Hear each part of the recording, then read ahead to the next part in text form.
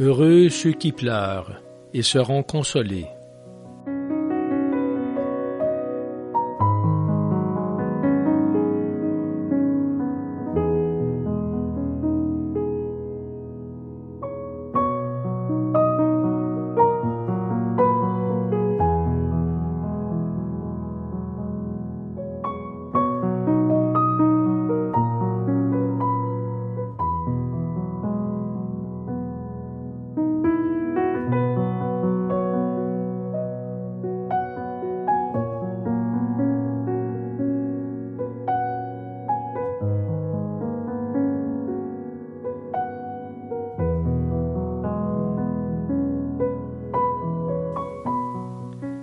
Qui a semé dans les larmes, moissonne dans la joie.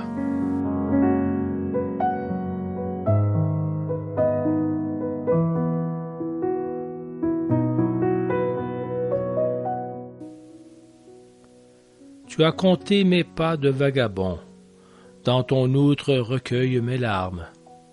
N'est-ce pas écrit dans tes comptes? Mes ennemis battront en retraite, le jour où j'appellerai. Je le sais, Dieu est pour moi.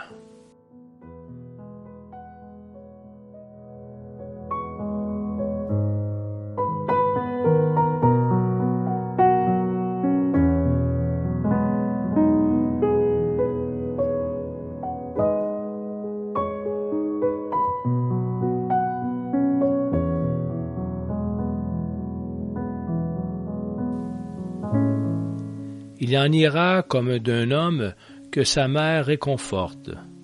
C'est moi qui, ainsi, vous réconforterai.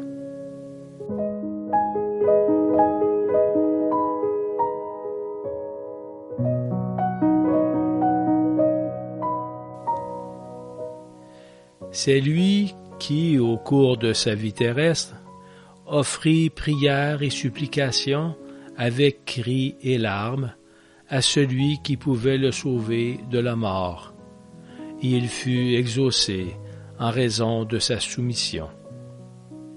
Tout fils qu'il était, il apprit par ses souffrances l'obéissance et, conduit jusqu'à son propre accomplissement, il devint pour tous ceux qui lui obéissent cause de salut éternel.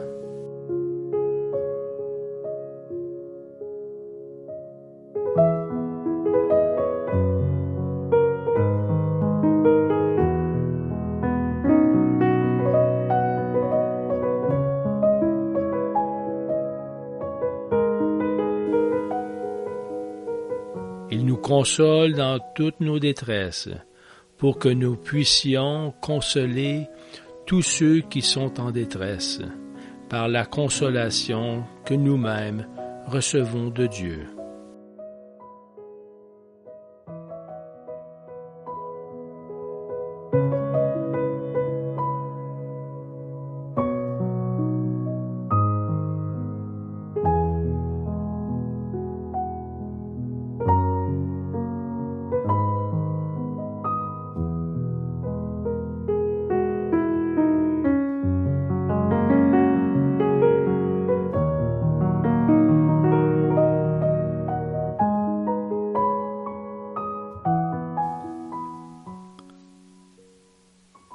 Chaque fois que je me montrais prêt à les accepter, les épreuves se changeaient en beauté.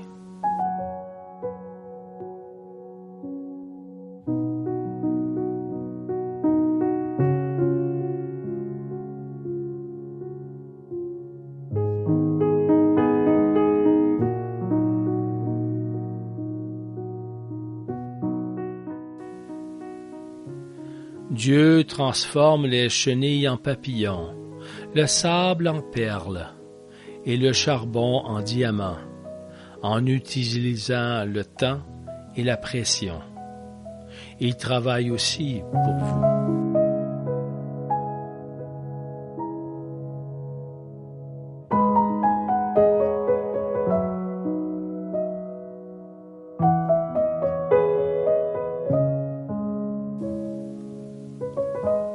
Il n'y a pas de meilleur remède pour ceux qui souffrent que la parole de réconfort d'un ami sincère.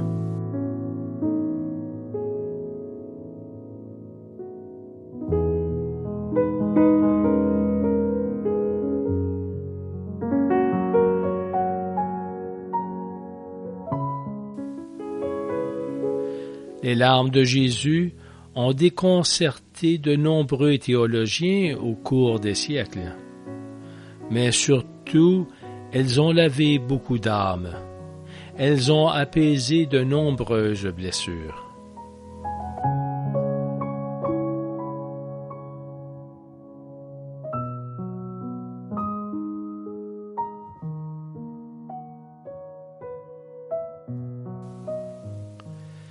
Seigneur, donne-moi ceux qui sont seuls. J'ai éprouvé dans mon cœur la passion qui envahit le tien pour l'abandon qui submerge le monde entier.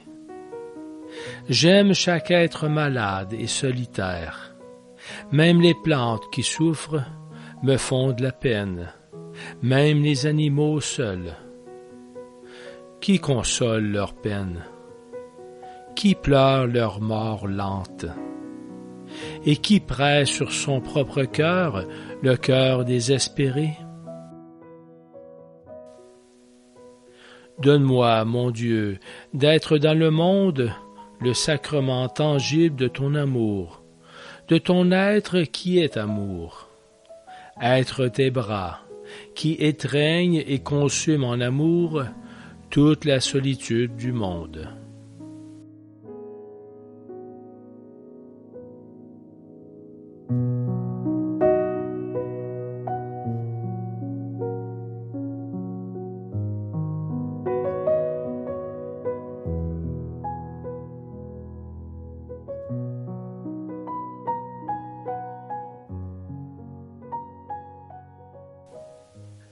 Dans ma classe, un garçon était toujours seul et isolé, avec aucune expression de vie dans son visage.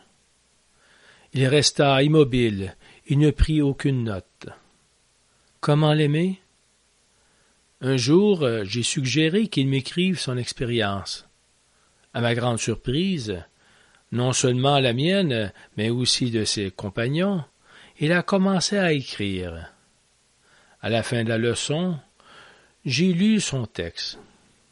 Il a dit qu'il venait d'un autre État et qu'il venait de quitter l'hôpital où il avait été soigné pour une blessure au couteau. Son amie était morte dans ses bras, poignardée.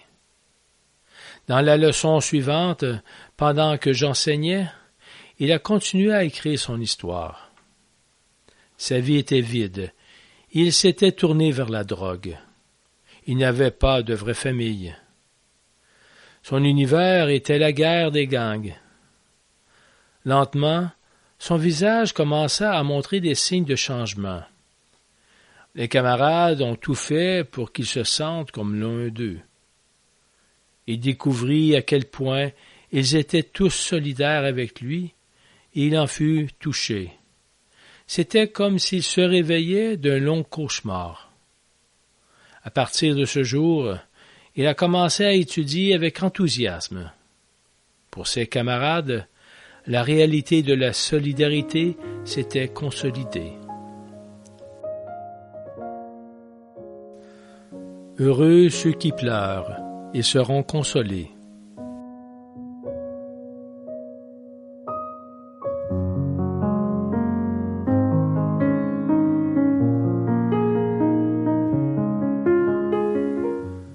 Jésus dit que nos pleurs seront consolés et il ne met pas de condition.